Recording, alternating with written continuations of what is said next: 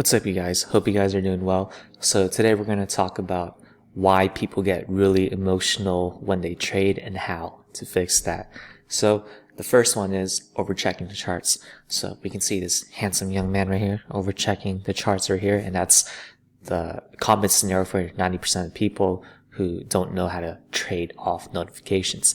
And the reason why this could be very detrimental is that if you obsess over P&L, you look at the charts, you're not going to focus on a process which will allow you to make the best trades possible. So this makes your brain to become trained to become emotionally fixated on the P&L, which will cloud your decision making. So the solution, it is to utilize trading notifications for every decision you can make. So if our SI goes under 30, it sets a notification that triggers, you go long or something. If RSI goes over 80, sets a trigger, you go short. If catalyst X happens at time X happens, maybe for earnings date or something. If price actions over X on the EMA line, you enter long. If it goes X below EMA line, you go short. So, just everyone has their own system with their own individual indicators. So this really takes out the emotion in trading so that you're not constantly checking the charts, which will allow you to make the best decisions while trading in less than half the time and energy effort.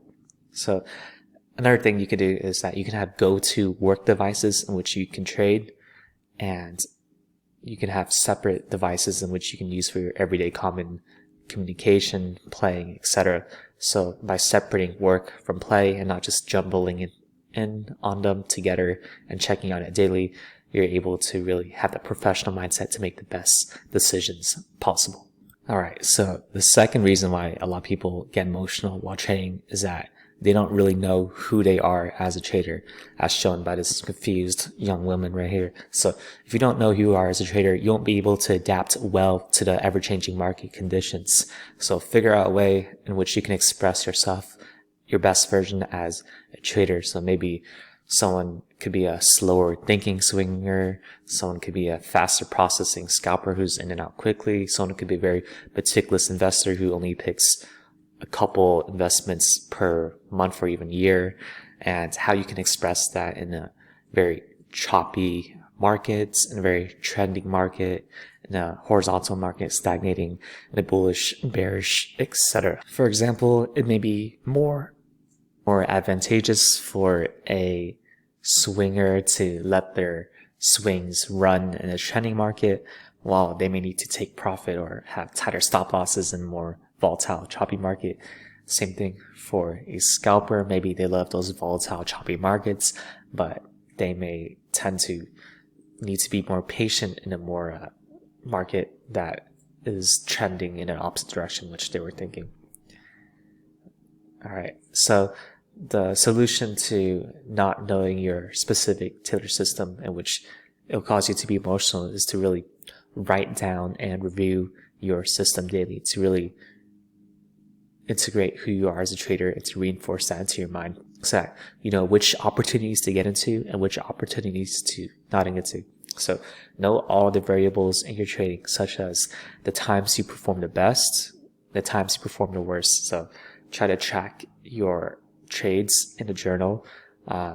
Maybe Monday, Tuesday, Wednesday mornings you do great, but Thursday, Friday mornings you don't do that well. So consider focusing most of your energy Monday through Wednesday mornings, and then possibly take a break on Thursday, then go a little light on Friday, so that you have your energy and time spread out in the best way possible. Your best performing assets. So let's say you trade crypto really well, but then you don't trade penny stocks really well. So try to completely cut out penny stocks and focus on crypto. And maybe you have a separate account, like a demo account you play for fun with penny stocks and other strategies you want to experiment, so that you can constantly grow. Know a lot of indicators you like to use and when not to use them. So like RSI, it may be relevant for a regular market conditions, but if a random news catalyst comes in, it doesn't really matter. Like EMA, ribbons, can be useful for daily use, but not as useful for longer time frame through to the volume adjustment variable, stuff like that. Figure out what conditions your market performs best and know when to adjust when the conditions change. Okay, and the last key point why people lose money is over leveraging capital. As you can see by this poker player going all in, so that could be someone just putting all their savings into a random penny stock and then just blowing it up. So if you trade with money you can't afford to lose, you're going to make bad decisions because you're very emotionally invested into the money that you can't afford to lose. So the solution to this is to only allocate a small portion of your capital to trading, so whatever you're willing to lose, and to slowly work your way up and to increase your capital as you get better as a trader.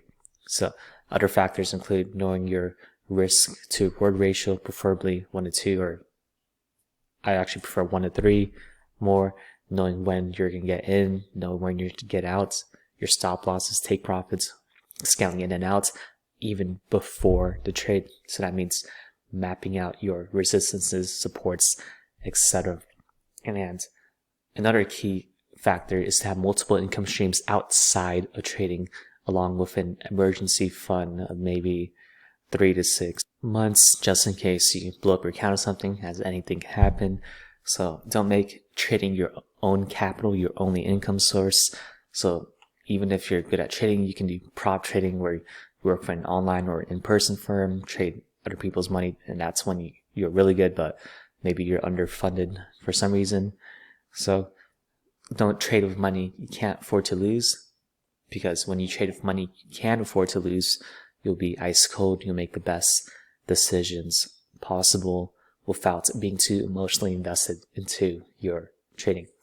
So hope these 3 tips help, and talk to y'all next time.